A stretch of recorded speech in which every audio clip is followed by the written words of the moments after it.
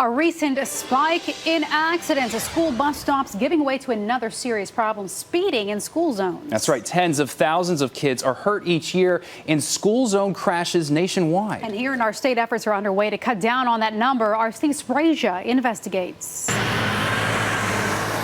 Durham's Milton Road sits near 3 schools. And recently, a Durham police operation found plenty of fast-moving cars traveling that road. We've had a lot of complaints about the speed and all that from these schools right here. Clocked at 52. I wrote your citation for 52, okay? Durham police say the ultimate goal of operations like this is to alter people's behavior, make them more alert in school zones. In about a 1-hour period, Durham police stopped 37 drivers for various violations, including 9 citations for speeding above the 25-mile-an-hour limit in the school zone, 24 tickets for exceeding the 35-mile-an-hour limit just outside that school zone, 3 seatbelt violations, 2 expired license plate violations, and 1 for driving without a license. Clearly, the stats show speeding in and around school zones is a big problem. We're in a residential area behind the school, and our average speed is running anywhere from 50 to 55.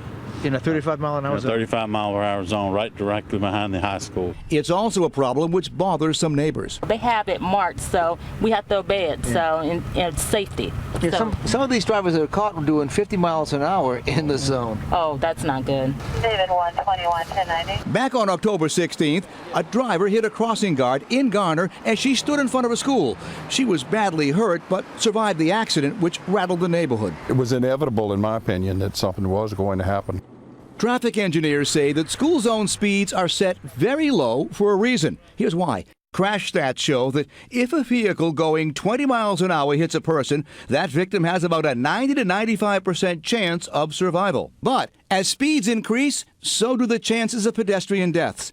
At 40 miles an hour, the chance of a person surviving an accident drops from 95% to about 5%. We've seen the accidents that have occurred in neighboring counties with the fatalities and the serious injuries. We have the resources and we wanted to put them to good use to prevent these accidents in Durham. A WNCN examination of citations issued for school zones shows enforcement varies widely by county.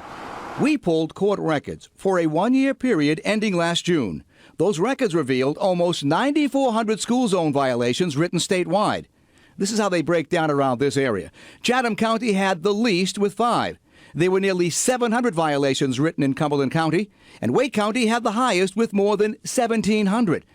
With more than 25,000 children injured in school zone accidents nationwide every year, police say, making their presence known is a message which never gets old. As long as we prevent an accident, we've achieved our objective. Just slow down for me. I'm Steve Sbraccia. It says 35 through here, okay? WNCN News.